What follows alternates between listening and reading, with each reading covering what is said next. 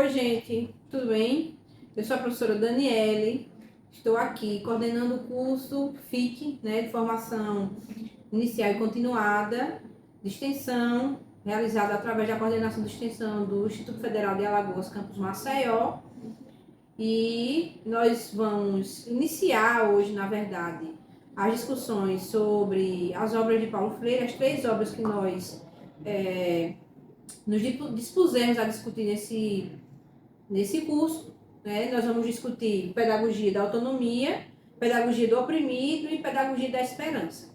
No vídeo anterior, eu falei com vocês, expliquei um pouco do que seria, o que vai ser o nosso curso, e falei que nós tínhamos 2 estudantes que estariam aqui colaborando também. Nós temos o aluno bolsista, que é Antônio, e temos a aluna voluntária, que é Clesiane, que está aí colaborando na filmagem, Vocês vão conhecê-la no segundo livro, que ela vai nos ajudar também a mediar essas discussões, tá? Então, hoje, a gente está aqui para conversar, Esse curso, ele vai ter as aulas gravadas e a gente também tem um material disponível no ambiente virtual de aprendizagem. Nós vamos conversar hoje sobre o primeiro capítulo do livro de Pedagogia da Autonomia, O nome do capítulo é Não há saberes, aliás, não há docência sem licença, E, bom, é um livrinho assim, Feito esse aqui, mostra o teu aí, Antônio, o de Antônio é uma outra edição, O meu tá bem surradinho, porque eu gosto de ler bastante, rabiscar, enfim. E aí, em tom de conversa, nós vamos dar prosseguimento às discussões sobre esse capítulo. E aí, eu estou aqui para colaborar, mas hoje quem vai fazer a mediação é nosso colega, professor em formação, Antônio, E aí, bom, vamos lá, Antônio. O que a gente pode chamar a atenção inicialmente desse capítulo de Pedagogia da Autonomia? Bom dia, boa noite, boa tarde, não sei em que horário vocês vão estar vendo isso, mas sobre o livro em si, ele é um livro não só pedagógico, ele não fala só sobre o caráter pedagógico do ensino ou os saberes necessários dali do profissional da educação. Ele também é um livro muito filosófico, ele é um livro que vai instigar, ele vai trazer para nós uma outra visão de mundo. Não só da nossa maneira de dar aula, mas também a nossa maneira de se expressar no mundo. Então, nos nossos primeiros capítulos, Paulo Freire ele traz as primeiras reflexões da docência. Ele é um livro onde a gente tem que estar aberto ao que Paulo Freire está dizendo ali. Tem que estar... Se a gente não for com ele, com o peito aberto, a nossa cabeça aberta, a gente não vai conseguir entendê-lo. Essa é a visão que eu tenho. Se a gente não estiver disposto ali à mudança que aquele livro oferece, ou o ponto de vista que aquele livro oferece, a gente vai estar ali...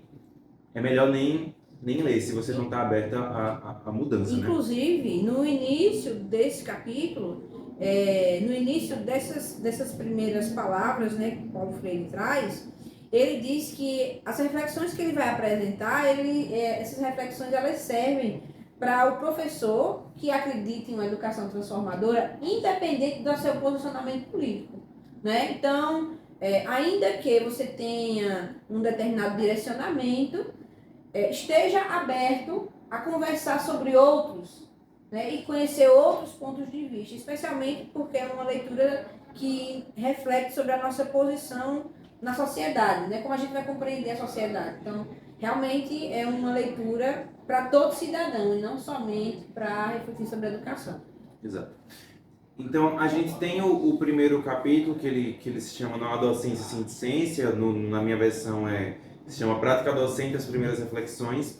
E Paulo Freire, ele traz nessa introdução do primeiro capítulo, ele traz a reflexão que na prática do ensino se confirma ou se modifica ou se amplia os saberes. Essa é uma das primeiras frases que Paulo Freire traz ali. Ele traz exemplos de um cozinheiro que, independente se ele estudou ali a teoria dos alimentos, ele estudou como ornar aqueles alimentos, ele se faz cozinheiro na prática. Então ele traz também a importância de o conhecimento que a gente reflete, né? Esse tipo de reflexão que a gente está tendo, ele tem ressonância na realidade. Exato. Né? Porque não adianta só a gente estudar, a gente ler Paulo Freire, a gente ler outros pensadores, Jean Piaget, a gente ler outras pessoas se a gente não for lá e praticar aquilo que está ali. E aí, na primeira citação, ele diz que a reflexão crítica sobre a prática se torna uma exigência da relação teoria e prática, sem a qual a teoria pode vir virando blá blá blá e a prática ativismo. Então a gente tem que ter aquela balança. Não adianta só eu praticar e não estudar, não entender a teoria, que vai virar um ativismo. E também não adianta só a gente refletir sem ir para a prática. Um compensa o outro. Então, ao mesmo tempo que a gente vai estar praticando, a gente vai estar refletindo e se capacitando na teoria.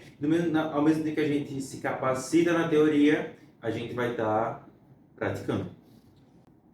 E aí, ainda sobre o primeiro capítulo, Paulo Freire fala que se na experiência da minha formação comece por aceitar que o formador é o sujeito em relação a quem me considero objeto, que ele é o sujeito que me forma e eu o objeto por ele formado, me considero como um paciente que recebe conhecimento acumulado e que são a mim transferido. Paulo Freire aqui está falando sobre a prática antiga da docência, de que eu me considero como sujeito. Eu me considero como um objeto que recebo a formação, recebo o conhecimento, e o sujeito seria o professor. O sujeito me forma e eu, quanto objeto, sou formado. Como se esse objeto não tivesse nada a oferecer. Exato. Né? Exato. E essa é uma prática que Paulo Freire ele discorda totalmente. E ele tem uma frase que diz assim: quem forma, se forma e reforma ao formar. E quem é formado, forma-se e forma ao ser formado. Paulo Freire tem esse jogo de palavras para tentar mostrar, do ponto de vista que o objeto ele tem algo a oferecer ao sujeito. E o sujeito também tem algo a oferecer para o objeto. E aí, bom, quando ele usa esse trocadilho, né, ele está dizendo que eu, professor, enquanto sujeito que forma, também estou sendo formado, reformado, né? E ao tempo em que quem está sendo formado, supostamente como um objeto, também está ensinando. Né? Então, ele está sempre nessa ideia de que o sujeito, ao tempo em que forma, também se reforma, também aprende, e o objeto também ensina e também está numa posição de ter conhecimentos, de trazer e de a gente considerar essa percepção através de um ponto de vista humilde. Ele sempre se coloca no ponto de vista humilde. Né? Então, essa leitura ela nos coloca em posição de, entre aspas, igualdade, no sentido de reconhecer que o meu estudante ele também tem conhecimentos. Né? Claro que eu, enquanto sujeito com mais experiência, com outras experiências culturais, vou ter outros conhecimentos, mas isso não quer dizer que o meu estudante também não possa me ensinar. No caso, Paulo Freire ele fala aqui que quem ensina, aprende a ensinar, e quem aprende, ensina ao aprender. E Paulo Freire, ainda nesse tema, ele fala que foi aprendendo que a gente se descobriu que era possível ensinar. E foi o aprender, ele precedeu o ensinar. Ou como ele fala em outras palavras, ensinar se dilui na experiência fundante de aprender. Então, não existe ensinar se antes eu não me dispor a aprender aqueles conteúdos, a encontrar métodos para ensinar o meu aluno aquele conteúdo. E aí ele diz ainda que essa experiência do ensino, ela vai ter diferentes óticas. né? Então, ela vai ter a ótica política, a ótica ideológica, a ótica pedagógica, a ótica estética, né? Que é uma coisa que a gente precisa ter muito cuidado e que a boniteza do ensinar, ela está justamente quando a gente compreende que esse ensinar, ele passa por múltiplas dimensões e quando a gente compreende que o ensinar e o aprender, eles andam de mãos dadas com o que ele vai chamar de decência, né? E seriedade, a gente encarar a docência a partir do ponto de vista do compromisso social que o professor tem, né? Então, são aspectos que, para ele, são muito relevantes quando ele traz essas primeiras reflexões sobre a prática docente. Outro ponto que Paulo Freire ele traz para a gente é que aprender ele é um processo que traz para o aprendiz uma curiosidade crescente. E essa curiosidade ela vai tornar esse aprendiz cada vez mais criador. Essa curiosidade ela é a força criadora do aprender. E Paulo Freire traz alguns aspectos que torna essa força, que é a comparação, a repetição, a constatação, a dúvida rebelde e a curiosidade não facilmente satisfeita. Na verdade, é como se ele trouxesse caminhos, né, para a gente chegar no que mais adiante ele vai chamar de pensar certo.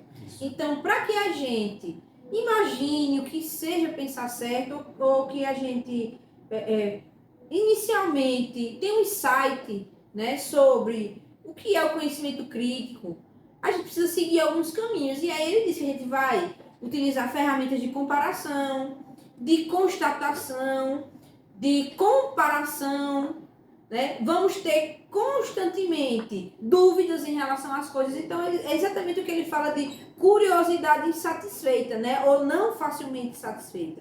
É essa ideia de que a gente sempre vai estar questionando tudo. E isso é bem uma característica nossa, enquanto professor, né? De estar sempre questionando, sempre querendo saber os porquês das coisas que acontecem. E ele chama atenção para isso de uma forma muito bacana, muito pertinente. E aí a gente tem o 1.1, que é o nosso segundo tópico, que diz: ensinar exige uma rigorosidade metodológica. Voltando ao aspecto da curiosidade, ele traz agora a rigorosidade para a nossa prática docente. E o educador, ele não pode negar o dever de reforçar a capacidade crítica no seu estudante, a sua curiosidade e a sua insubmissão, como a professora falou. Ensinar, ele não se esgota no tratamento do objeto ou do conteúdo, mas se alonga a produção das condições em que aprender criticamente ele é algo possível. Então a gente não só tem a nossa curiosidade, mas como a gente tem a nossa curiosidade crítica, certo? E aí Paulo Freire ele traz os aspectos de um professor que ele é crítico. Então se você busca ser um professor crítico, um professor que, digamos, pensa certo, você tem que ser um professor criador, você tem que ser um professor que seja instigador, um professor inquieto, um professor curioso, humilde e persistente ali com seus alunos na sua abordagem pedagógica. Especialmente porque ele, nesse tópico, ele quer dizer o seguinte: nós, enquanto professores, especialmente na sociedade que a gente está, né, nós passamos por transformações constantes. Então, a todo tempo, o nosso processo educativo está sendo confrontado com as tecnologias, com novidades em relação ao pensamento, sobre o comportamento da sociedade, né? A todo tempo, nós somos bombardeados por novas informações. Então, aquele perfil do professor memorizador, aquele perfil do professor reprodutivista, ele não dá mais conta de responder aos anseios da sociedade atual. E veja, Paulo Freire pensa isso há muito tempo e se encaixa muito no que a gente vive. Então, para que você, enquanto professor, supere essa perspectiva de professor memorizador, você precisa ser um profissional que instigue a curiosidade dos estudantes, um profissional criativo, que seja persistente, que seja curioso, né? Então, para Paulo Freire, esse é um caminho interessante para que a gente trate o conhecimento de forma rigorosa, levando em consideração métodos científicos, né, para que aquele conhecimento seja se constituído como conhecimento, houve todo um percurso científico e que a gente precisa levar isso em consideração quando for dar o tratamento didático pedagógico aos conhecimentos de sala de aula, né? Exato. Outro ponto que Paulo Freire traz como uma das tarefas do docente, as tarefas dos professores, é que o professor ele não só vai ensinar os conteúdos, mas como ele vai ensinar a pensar certo. E aí ele traz o seguinte, que para a gente ter rigorosidade metódica, para que a gente compreenda que há um caminho a ser trilhado, nós precisamos nos questionar nas nossas certezas. Será que de fato o que eu acredito é verdade? Né? E aí eu tento fazer com que a gente pense nas fake news, por exemplo, que a gente recebe hoje a todo tempo. Né? Então, a todo momento, nós recebemos notícias que nós não sabemos a origem, nós não sabemos se elas são verídicas, mas nós precisamos nos questionar. Será que de fato faz sentido? Será que de fato tem alguma ressonância na realidade isso? Porque nós vemos coisas, às vezes, tão absurdas que não fazem sentido, mas muitas vezes são o que a gente acredita. Então, a gente tem que questionar essas certezas.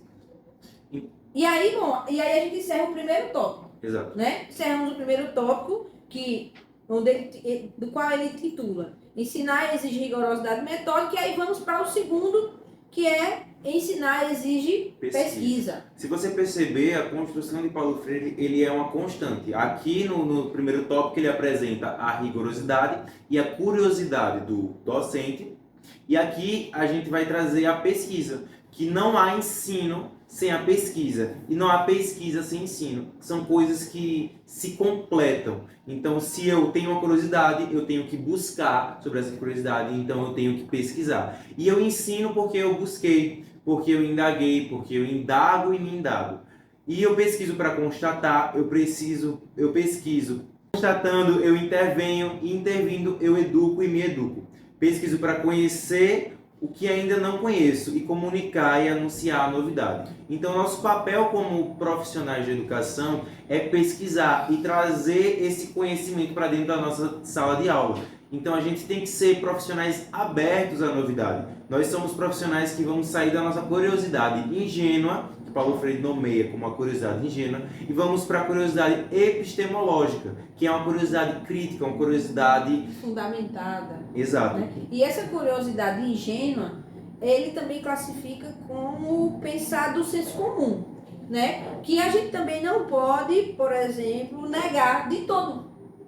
O que está no senso comum ou o que está nessa curiosidade ingênua é aquilo que todos nós vivenciamos nos nossos círculos de vivência. Porque nem todo mundo tem acesso a esse conhecimento sistematizado que a gente, enquanto privilegiado, acadêmico tem. E justamente no ambiente acadêmico tem. Mas é a partir dessa curiosidade ingênua e a partir do momento que nós estamos dispostos a nos deslocarmos dessa curiosidade ingênua, é que a gente vai começar a perceber que há um emaranhado de outros conhecimentos que nós vamos nos aprofundar a partir do momento que fazemos a transição, né, dessa curiosidade ingênua para uma curiosidade sustentada cientificamente. curiosidade crítica, né? Crítica, com métodos, né, com um percurso científico. Né? Eu estou frisando muito isso justamente porque nós vivemos um tempo de contestações. De negação, né? De negação, justamente. O contexto, nós estamos num contexto de negação.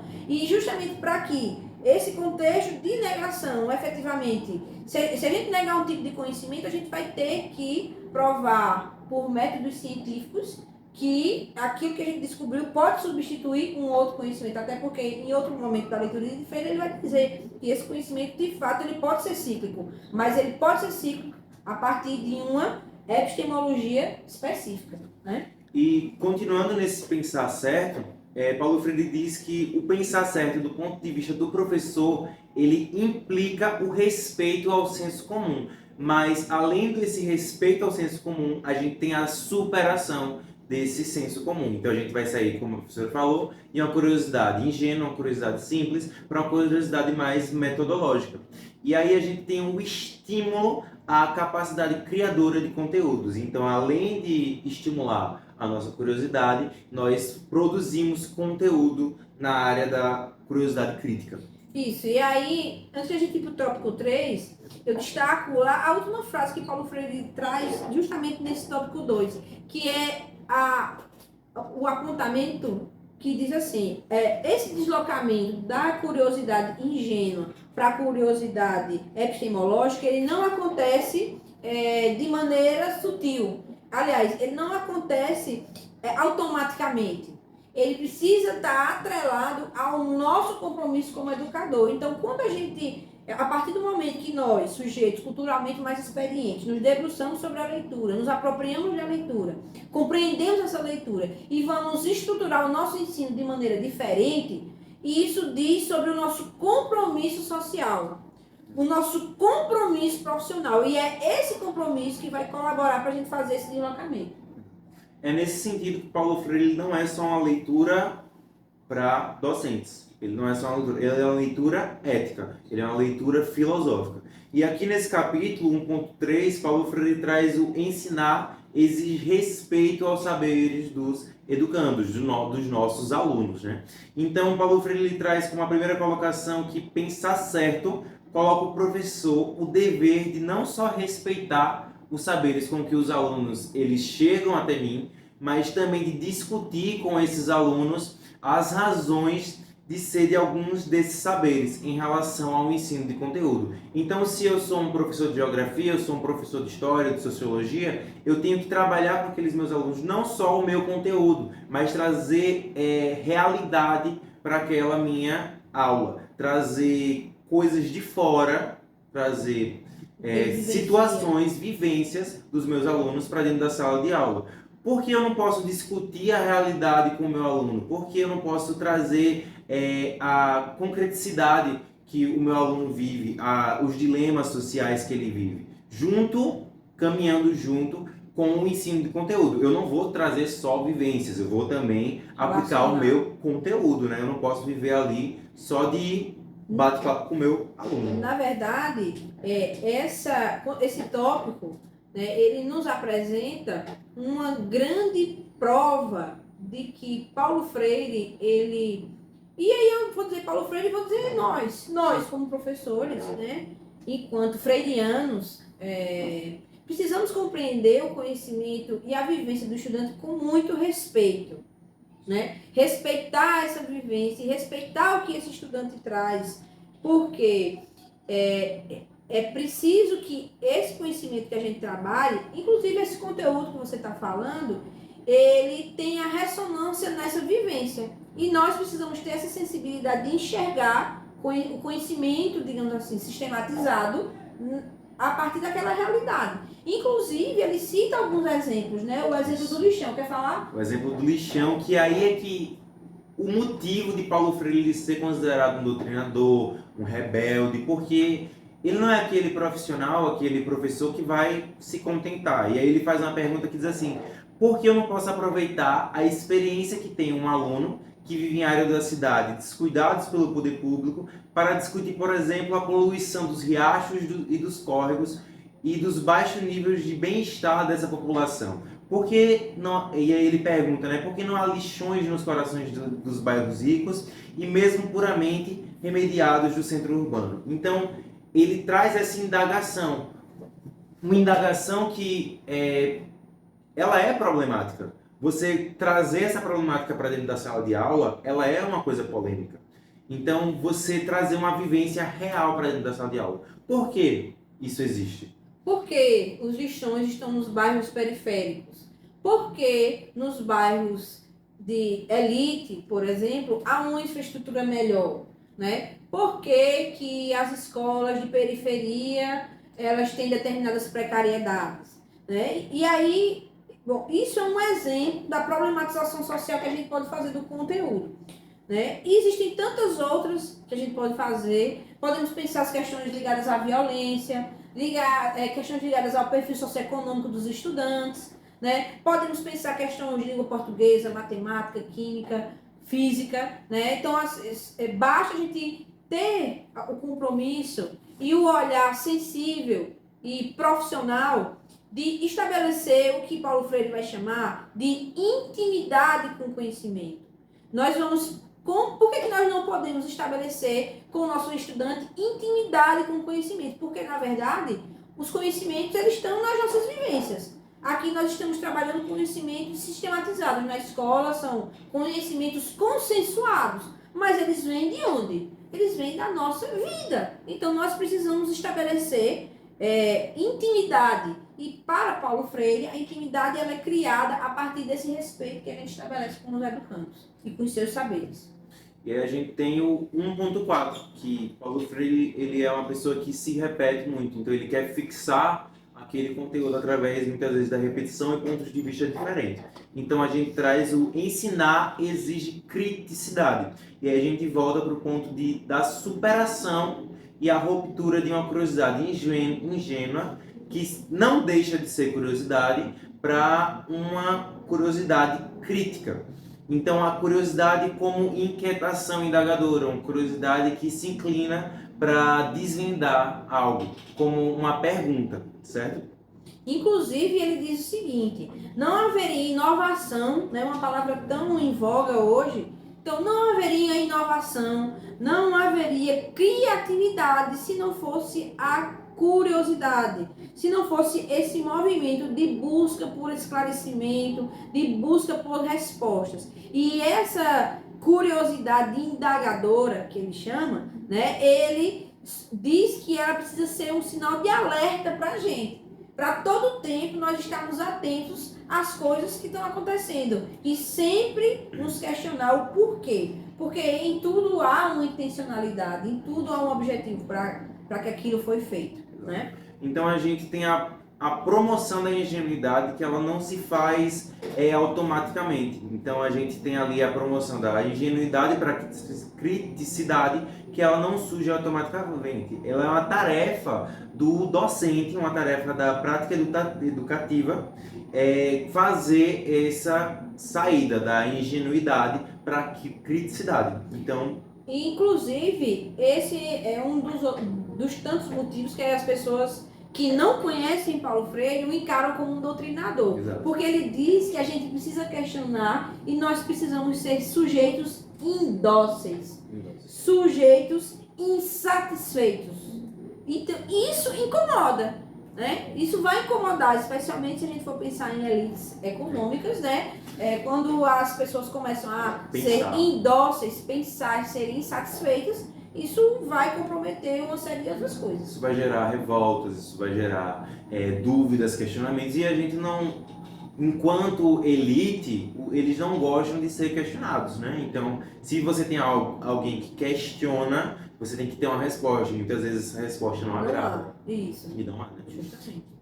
Então a gente tem o 1.5, que ele é algo muito interessante, que para ensinar exige estética e ética. Paulo Freire ele diz que a estética ela anda juntamente com a ética. Então, por que para ensinar exige a estética? É necessário, na prática da promoção da ingenuidade, que... Não tem problema, a gente vai seguindo, não tem problema. Quando Paulo Freire nos diz que ensinar exige ética e ensinar exige estética, ele está dizendo o seguinte, que o processo de aprendizado, esse processo que você está aqui, indo, voltando, falando, foge o raciocínio, mas volta, Exato. Não tem problema. Esse processo, ele é muito bonito. Exato. Ele é um processo muito bonito de se ver e de se vivenciar. Você, como estudante de graduação, talvez ainda não tenha passado, e diga-se de passagem, Antônio está dando show por que eu estou dizendo isso? Porque ele está no primeiro período, então ele já tem um domínio muito interessante sobre o que Paulo Freire traz, né? E esse processo de ver você crescer é muito legal, muito bonito. E isso é o que Paulo Freire diz. Quando a gente está envolvido no processo de ensino-aprendizagem, o processo de aprendizagem ele precisa ser leve, ele precisa ser bonito, ele precisa ser ético, né? Porque é muito legal nós vermos a evolução do estudante. né? A estética do aprendizado, ela é muito bacana. Você, enquanto graduando em física, daqui a um tempo, professor de física, licenciado em física, você vai trabalhar com um conhecimento que tem o estigma de ser um conhecimento extremamente cartesiano, né? O que é um conhecimento cartesiano? Um conhecimento que não traz tanta subjetividade, né? Um conhecimento muito objetivo. E aí, imagine você trabalhando um conteúdo extremamente difícil e o seu aluno, você ensina uma vez, ele não conseguiu aprender, ensina outra vez, ele ficou inseguro, na terceira ele percebeu como você começa a perceber que tudo que você ensinou começa a fazer sentido para aquele estudante. Né? Então, Paulo Freire fala muito nesse sentido, que nós precisamos ser capazes de ver essa boniteza do ensinar. Né? E a decência é justamente quando a gente compreende que o nosso aluno ele está em um processo de aprendizado. Né? Ser respeitoso é ser decente. Ser respeitoso é ser ético. E isso é o que ele diz que nós temos a obrigação, enquanto profissionais, de fazer um ensino pautado no respeito, na decência, na ética. Né? Inclusive ele diz, nós, homens e mulheres, né, seres históricos, lá na página 33, precisamos ser capazes de valorar, intervir, escolher, decidir e romper para que sejamos éticos. Uma questão tão cara hoje em dia. Né? Então, quando ele fala de ética e estética, é no sentido de pensar a boniteza do ensinar a partir desses caminhos, né? Da construção do sujeito ético e da construção do respeito a esse estudante, que vai se caracterizar a partir de uma postura que ele fala, uma postura moral. Já pensou? Muitas vezes, nós somos a única referência moral que esse estudante vai ter. Eu não estou fazendo falso moralismo, não é isso que eu estou falando. Mas a gente, enquanto professor, precisa ter consciência de que muitas vezes o nosso estudante, ele não tem um referencial intelectual na realidade dele, ele não tem um referencial ético, ele não tem um referencial de honestidade, né? Ou ele não tem um referencial de retidão. Muitas vezes nós somos esse referencial. Exato. E aí Paulo Freire traz o ponto de vista de que educar, de ensinar, ele não pode ser algo puramente técnico. E tornar isso puramente técnico, tornar isso puramente ali a aplicação do conteúdo nos quadros, ele vai trazer a mesquinhação, vai trazer algo que é longe da realidade do ser humano, quanto mais a realidade brasileira. Nós temos aí índices de abandono. Então, a gente trazer isso, ser um profissional puramente técnico, ele vai trazer e escurecer, vai limitado o processo de formador ali do nosso estudante. Isso, né? Então, no sentido ético e estético que Paulo Freire diz, é essa capacidade que a gente tem de enxergar o outro e de fazer ele nos enxergar como esse referencial, né? E termos consciência disso. Por isso que é importante a gente ter respeito pelo educando, a gente saber que a construção do conhecimento ela não é imediata, ela passa por um processo rigoroso, né? E compreender que tudo isso se estrutura a partir de métodos científicos, de pesquisa e nos familiarizarmos. Por isso que a gente tem, inclusive, uma mudança nos últimos 30 anos, 20 anos, uma mudança no perfil dos professores. Porque hoje, especificamente, nós trabalhamos na formação de professor, você que está sendo formado, nós prezamos pela formação do professor pesquisador, que é aquele que se forja na pesquisa. Por isso, inclusive, que você está aqui. Você está no início da graduação e já está participando de um projeto de extensão. E isso vai te dar um repertório muito bacana, entendeu? Ótimo. Justamente, para a tua prática, quando você estiver aí na sua atuação profissional. Então, a gente tem agora o sexto tópico que Paulo Freire traz para a gente, que é ensinar exige a corporificação das palavras pelo exemplo.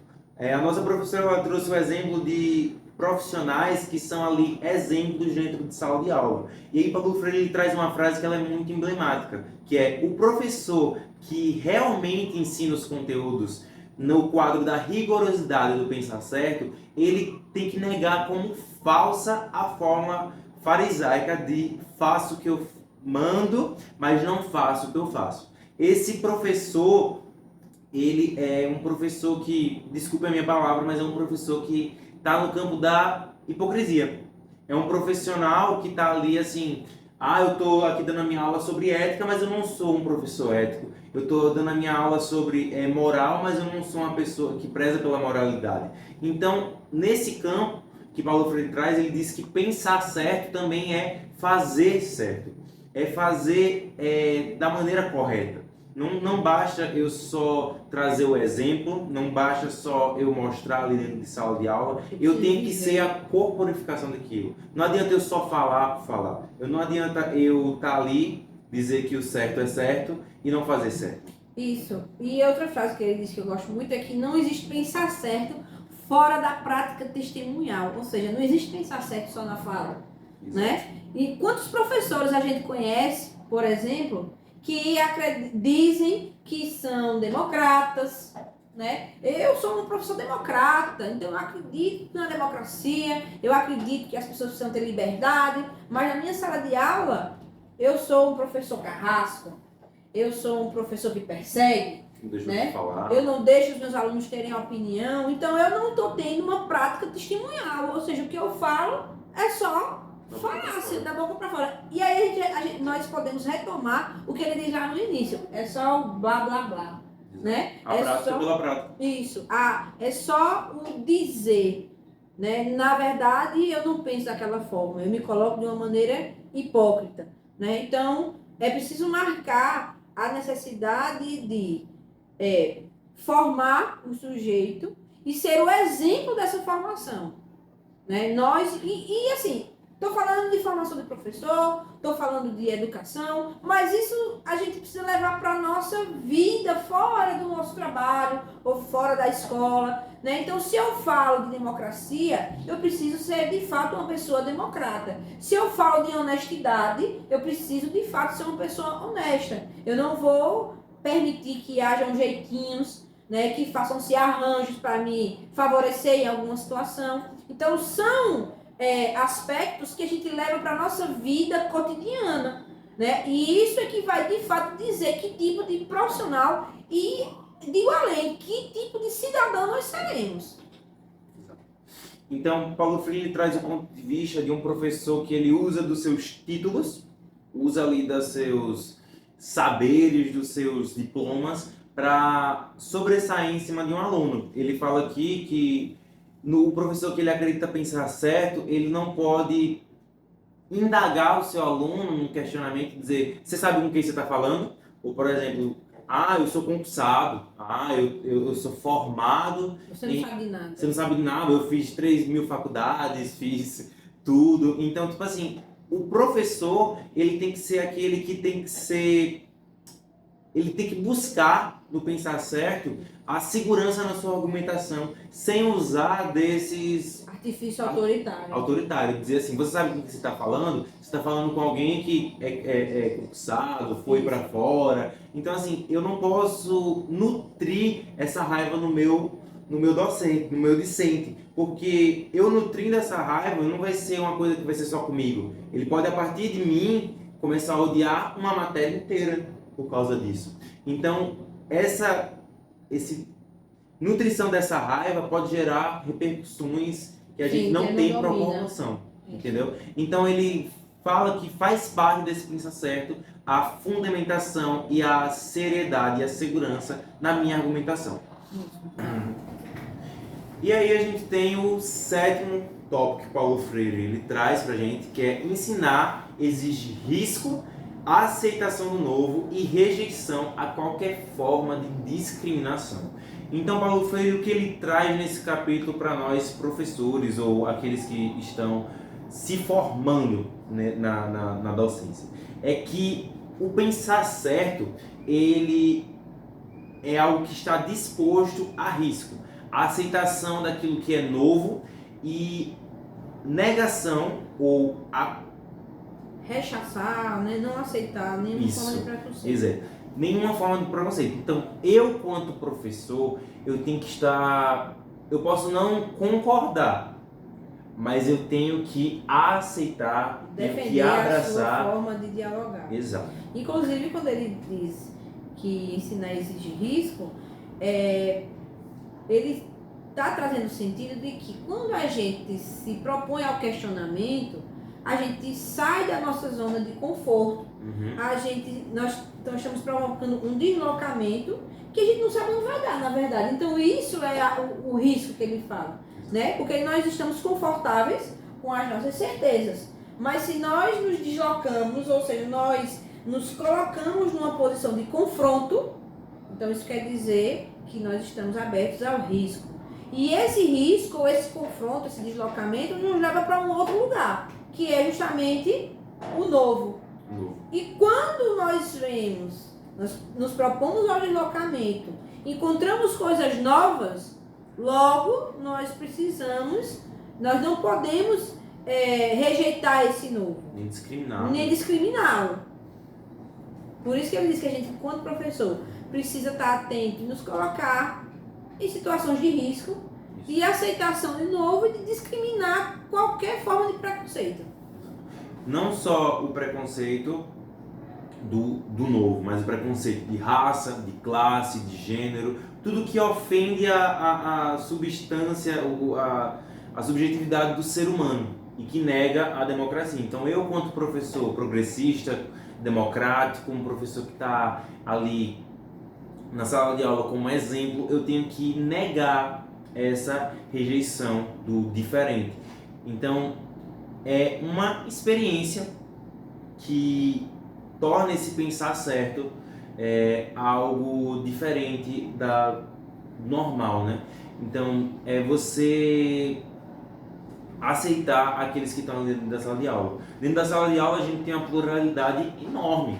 Então não vai ter um aluno sequer que pense da mesma forma. Não vai ter aluno da mesma raça, não vai ter aluno da mesma classe social. A gente não vai ter aluno do mesmo gênero. Então eu, quanto professor, eu tenho que ser aquele mediador que aceita ali as diferenças do aluno e faz com que tudo conviva harmonicamente, sem discriminação. Isso, e a gente precisa fugir dos preconceitos, a gente precisa fugir, né, daquilo que Paulo Freire vai chamar de intolerância.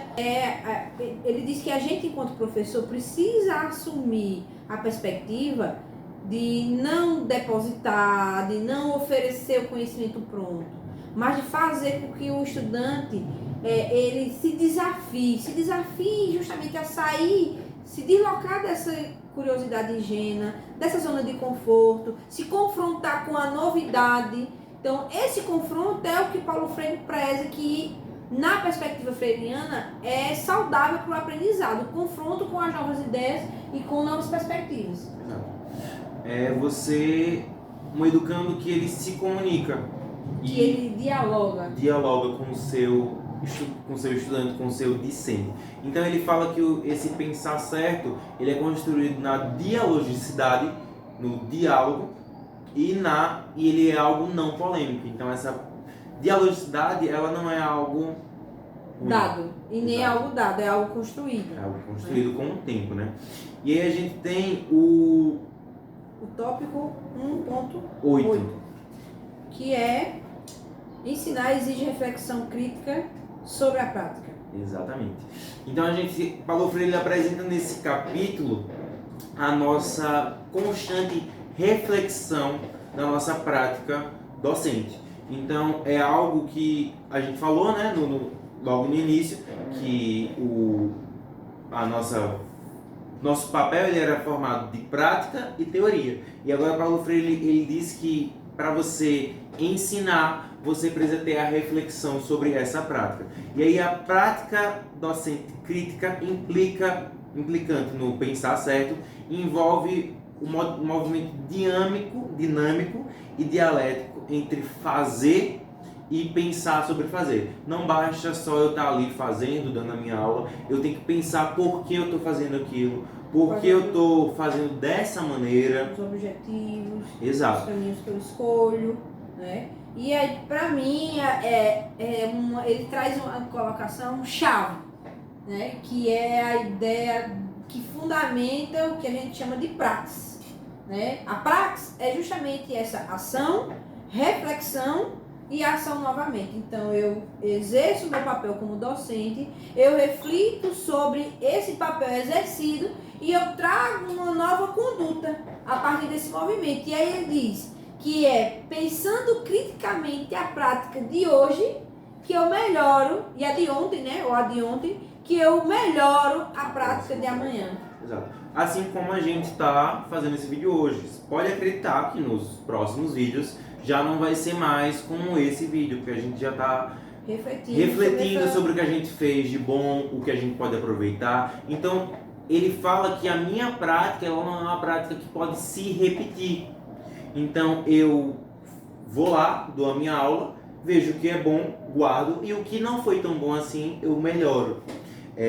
Mas eu preciso estar aberto. Aberto é isso. Eu não posso ser aquele professor cabeça dura, que você não está aberto à mudança. Você tem que decidir isso. Você tem que entender, pensar sobre a prática, decidir mudar, romper e optar por essa mudança. Paulo Freire ele traz esses 3 tópicos: decidir, romper e optar por essa mudança.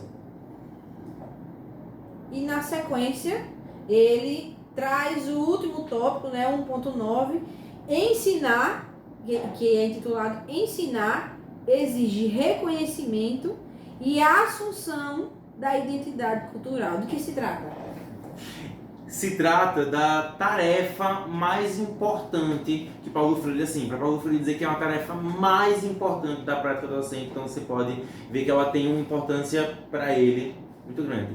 Que ele diz é uma tarefa mais importante da prática educativa crítica é propiciar as condições em que o educando, em sua relação um com os outros, a experiência profunda de assumir-se como um ser social e histórico, como um ser pensante, um ser que comunica, um ser transformador, um ser criador, um ser realizador de sonhos e capaz de raiva, porque capaz de amar. Paulo Freire, nessa poeticidade, ele traz nós, como educandos que são seres que têm que se entender como seres sociais e históricos, que estão ali para pensar e comunicar com o mundo e trazer transformação com esse mundo que ele comunica. Isso, e quando ele fala, né, que a partir da compreensão dessa leitura que ele traz, e a partir do momento que a gente faz com que esse estudante se compreenda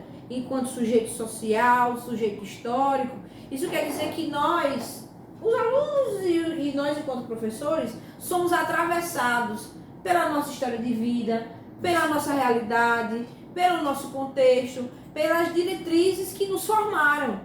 E somos atravessados também pelo tempo em que vivemos, pelas diretrizes políticas, culturais, sociais. Então nós jamais podemos encarar esse sujeito a partir de um perfil formatado, né? Ou um ensino formatado, fixo, justamente, né? Que imóvel. Não, pelo contrário. Não. Nós vamos estar a todo momento...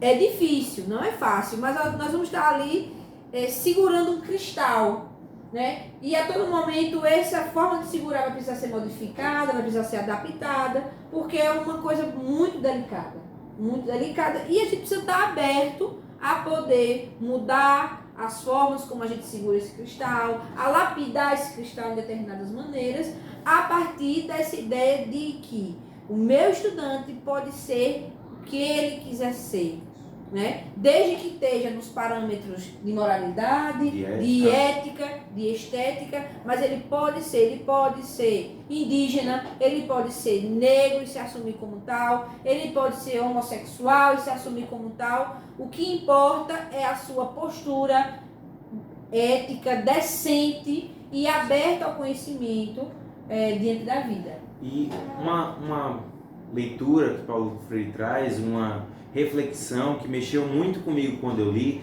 é que nós, enquanto professores que respeitamos essa diferença, é que a gente não pode sequer imaginar um simples ato nosso, de até aceitação mesmo. A gente não pode imaginar as repercussões que aquele gesto simples, aqui na cabeça do professor um gesto simples, a repercussão disso para o aluno. Um gesto pode trazer significado, ela pode ter força formadora para a contribuição da assunção do educando por si mesmo. Paulo Freire traz um exemplo próprio de um professor que, ao dar uma nota para ele, com uma nota boa para ele, ele entrega essa nota e parabeniza, não com palavras, mas com um olhar assim de caraca, que texto bom que você trouxe, né? Que ele não imaginava. E ele, como um adolescente, ele não se via capaz de fazer isso. Então a gente tem que entender que dentro da nossa sala de aula a gente vai ter pessoas que são inseguras, pessoas que estão ali com contextos familiares e de vida que a gente não sabe como estão ali. Então aquele simples gesto para Paulo Freire, ele foi algo que trouxe confiança, que trouxe força para ele ali naquele momento de fragilidade dele. E aí, continuando, ele fala que é incrível que não imaginamos o significado do discurso formador que traz um ambiente educacional organizado. Então a gente tem aliado com a estética e aliado com esse ambiente que se comunica, que se respeita, a gente tem os nossos ambientes de educação, que é as nossas salas de aula, as nossas escolas, ambientes que se comunicam como força formadora. Então, se eu tenho uma sala de aula estética, uma sala de aula organizada, uma sala de aula bonita, acolhedora, o meu índice de aprendizado vai ser muito maior do que quem tem uma sala de aula desorganizada, feia. Não atrativa, não acolhedora. Paulo Freire ele fala sobre a eloquência do discurso mudo, que a limpeza de um chão traz, a boniteza da sala de aula, a higiene nos nossos banheiros, as flores que adornam ali o nosso ambiente escolar, e tudo isso uma pedagogicidade indiscutível. Então, Paulo Freire traz, aliado com o discurso de um professor, que é um professor estimulador, ele traz o ambiente que é estimulador. Então, se eu quero ter índices maiores de alunos engajados, eu tenho que ser alguém instigador e ter um ambiente que se comunica com esse instigamento, né? Isso. Então, nós encerramos, né, Antônio? Isso. Essa primeira discussão. Eu acho que é uma discussão basilar para a gente começar a compreender o que Paulo Freire traz, né? É uma discussão muito profunda, veja, acho que já está quase uma hora a gente aqui discutindo isso, e a gente traz discussões muito próprias da nossa Constituição como cidadão, né? Então, veja, é um discurso que prega, ao mesmo tempo em que prega a contestação, né, a nossa capacidade de se indignar com as coisas, de questionar, se enraivecer, mas pega um discurso conciliatório de respeito, né? Nós podemos questionar, mas esse questionamento precisa ser atrelado ao respeito, à ética, à necessidade de compreender o outro a partir da sua especificidade. Então, Paulo Freire nos engrandece de todas as formas, né? E nós ficamos por aqui. Nós temos uma segunda aula com o Antônio, que vai trazer o segundo capítulo, não a docência sem discência, não é isso? Não a docência sem discência é esse. No segundo ensinar... capítulo ele vai trazer o ensinar não é transferir conhecimento. Exato. E o que eu deixo para vocês é que não se contentem com isso que a gente está apresentando para vocês. Isso aqui é um mero resumo do que a obra freiriana traz para a gente. Busquem ler, vocês que estão participando, estão numa formação docente, que são docentes também, busquem se aprofundar nos estudos freirianos, porque ele é um estudo fundamental. Não busquem só resumos desses estudos. Pensem sobre eles. Busca a obra. Exato, né? Busque a obra. Então, gente, até a próxima aula. Tchau, tchau. Tchau.